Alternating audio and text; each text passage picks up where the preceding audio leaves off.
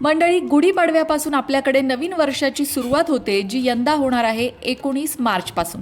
मग आता गुढीपाडव्यापासून सुरू होणार आहे नवीन वर्ष तुमच्या राशीसाठी कसं असणार आहे? यंदा तुम्हाला काही राजयोग आहे की नाही, काही फायदा होणार आहे की नाही, काही लाभ होणार आहे की नाही, हे सगळं तुम्हाला या एकाच व्हिडिओमध्ये कळणार आहे. तेव्हा व्हिडिओ शेवटपर्यंत नक्की पहा. पटकन सुरुवात करूया मेष राशीपासून. आता जे काही ग्रहमान या येणाऱ्या नवीन वर्षात तयार होत आहे, त्याचा मेष राशीच्या लोकांवर कसा परिणाम होणार आहे?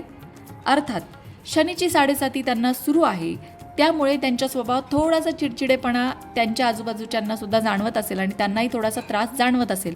पण हे गुढीपाडव्यापासून सुरू होणारं जे नवीन वर्ष आहे, ते त्यांना उत्पन्नासाठी आणि करिअरसाठी मात्र चांगलं असणार आहे.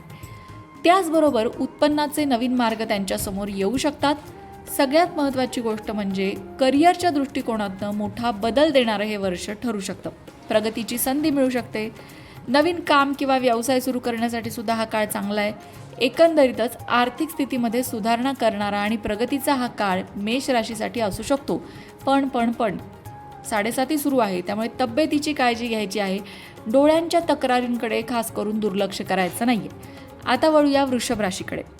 वृषभ राशीसाठी हे वर्ष भाग्योदयाचं म्हणावं लागेल, कारण रखडलेली कामं मार्गी लागतील. विशेषतः परदेशात जाण्याची तुम्हाला इच्छा असेल तर तशी संधी हा काळ तुम्हाला देऊ शकतो. पदोन्नती, मानसन्मान मिळू शकतो. कुटुंबात एखादं शुभ कार्यसुद्धा होण्याची शक्यता आहे. मिथुन राशीच्या व्यक्तींना यावर्षी थोडंसं सावध राहावं लागेल, कारण कामाचा ताण तुम्हाला जाणवू शकतो. गुंतवणुकीचा निर्णय घेताना तज्ज्ञांचा सल्ला मात्र नक्की घ्या.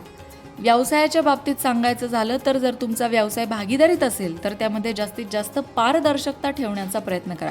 आरोग्याकडे तुम्हाला सुद्धा या वर्षामध्ये लक्ष द्यावं लागणार आहे. आता वळूया कर्क राशीकडे. कर्क राशीसाठी हे वर्ष आनंदाचं असेल. गुरुची कृपा तुमच्यावर कायम राहील, ज्यामुळे तुमची आध्यात्मिक आणि बौद्धिक प्रगती होईल. जोडीदारासोबत तुमचे संबंध मधुर होतील. विद्यार्थ्यांसाठी सुद्धा, कर्क राशीचे जे विद्यार्थी आहेत त्यांच्यासाठी सुद्धा हे वर्ष अत्यंत यशदायी म्हणावं लागेल. आता वळूया सिंह राशीकडे. सिंह राशीच्या लोकांसाठी हे वर्ष नवीन संधी आणि नवे आव्हानं घेऊन येणारं ठरणार आहे. अर्थात जेव्हा नवी आव्हानं समोर येतात आणि त्या आव्हानांना आपण पार करतो, तेव्हा आपल्यासाठी नव्या संधी वाट बघत असतात. किंवा बऱ्याचदा नवीन संधी येतात, पण त्या संधीमागे बरीचशी आव्हानं सुद्धा लपलेली असतात. तर तुम्हाला मागे आता हटायचं नाहीये, आलेल्या संधीचं सोनं करायचंय.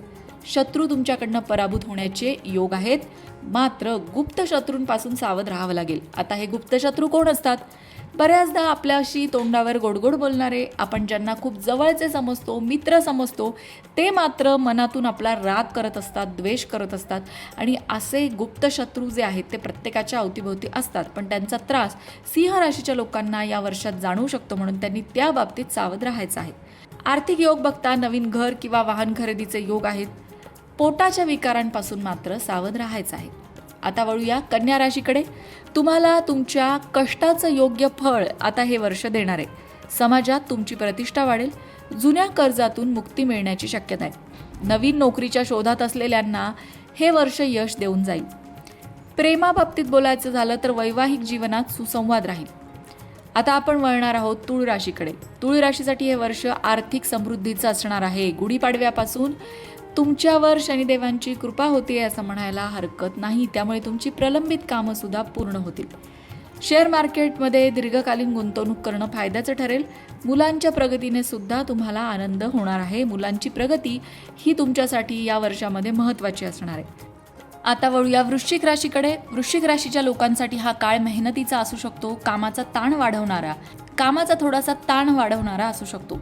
शत्रू आणि स्पर्धकांवर विजय मिळवण्याची संधी मात्र तुम्हाला मिळेल आणि प्रयत्न केल्यास यश सुद्धा निश्चित मिळू शकते. धनुराशीसाठी हा काळ अत्यंत शुभ मानला जाऊ शकतो. प्रेमसंबंध मजबूत होण्याची शक्यता आहे. सर्जनशील कामात तुम्हाला यश मिळेल. नवनिर्मितीच्या कामात तुम्हाला यश मिळेल. आर्थिक लाभ सुद्धा या वर्षामध्ये आहे. आनंद आणि उत्साह वाढवणारा काळ धनुराशीसाठी असणार आहे.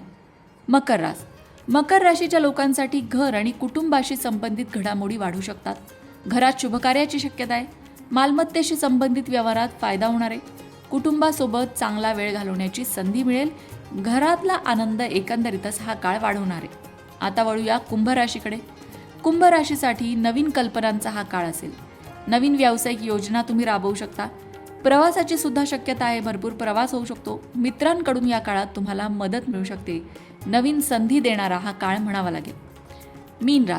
मीन राशीसाठी आर्थिकदृष्ट्या चांगले परिणाम हा काळ देऊ शकतो. उत्पन्न वाढण्याची शक्यता आहे. गुंतवणुकीतून सुद्धा फायदा होईल. एकंदरीतच मीन राशीच्या लोकांचा आत्मविश्वास वाढणार आहे आणि आर्थिक स्थैर्य सुद्धा हा काळ तुम्हाला देणार आहे. मंडळी, 2026चा गुढीपाडवा अनेक राशींना नवीन संधी, आर्थिक लाभ, प्रगतीचे योग घेऊन येतोय. विशेषतः मेष, मिथुन, सिंह, धनु आणि मीन या राशींसाठी हा काळ अधिक शुभ जाऊ शकतो. तर वृषभ, कन्या, वृश्चिक या राशींनी मात्र थोडी सावधगिरी बाळगण्याची गरज आहे. मंडळी, वास्तुशास्त्र, ज्योतिषशास्त्र, अंकशास्त्र यासारख्या विषयांवर तुमच्या मनात काही शंका असतील तर त्या कमेंट बॉक्समध्ये नक्की विचारा. तुमच्या प्रश्नांची उत्तरं घेऊन येण्याचा प्रयत्न आम्ही नक्कीच करू. त्याचबरोबर आणखीन कोणत्या विषयांवरचे व्हिडिओ तुम्हाला ऐकायला आवडतील ते सुद्धा कमेंट करून सांगा. म्हणजे तुम्हाला हव्या असणाऱ्या विषयांवर सुद्धा व्हिडिओ घेऊन आम्ही येऊ. ज्योतिषशास्त्र, अंकशास्त्र, वास्तुशास्त्र यांसारख्या विषयांवरचं योग्य मार्गदर्शन तुमच्यापर्यंत पोहोचवण्याचा आमचा हा प्रयत्न आहे. तेव्हा तुमच्या शंका कमेंट बॉक्समध्ये नक्की विचारा. अशाच प्रकारच्या माहितीपूर्ण व्हिडिओंसाठी लोकमत भक्ती चॅनलला सबस्क्राईब करा आणि बेल आयकॉनवर सुद्धा क्लिक करा. म्हणजे आमच्या नवनवीन व्हिडिओचं नोटिफिकेशन तुम्हाला मिळत राहील.